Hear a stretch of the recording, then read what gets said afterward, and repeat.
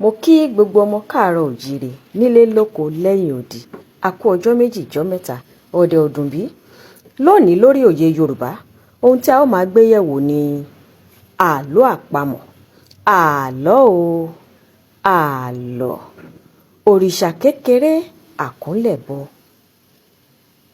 Òrìṣà kékeré àkúnlẹ̀bọ. Kí ni o? Ẹ jẹ́ n sọ fún yín. Ọlọ ni, ọlọ ata. A kú gbogbo alámọ̀ pé láyé àtijọ́ ọlọ ni wọ́n fi máa ń lọ ata, fi lọ ẹ̀wà, fi lọ oríṣiríṣi nǹkan tí ènìyàn máa ń jẹ.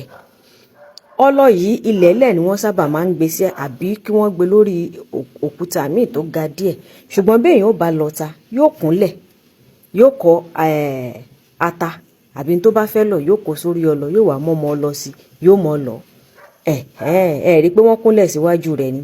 Yorùbá ṣe pa àlọ́ náà wípé òòṣà kékeré àkúnlẹ̀bọ. Ọlọ ata ni o.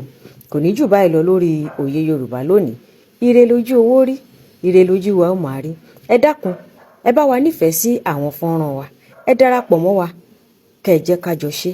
Ẹ bá wa pín káàkiri gbogbo ọmọ káàárọ̀ òjíire kí àṣà àti gbé àṣà, ìṣe àti èdè wa lárugẹ kó lè bá a tàn káàkiri orígun mẹ́rẹ̀ẹ̀rin àgbáyé ní gbogbo ibi tí ọmọ kóòtù òjíire wà. Ó dìgbà kan náà, láyọ̀ lápàdé láṣẹ Èdùà.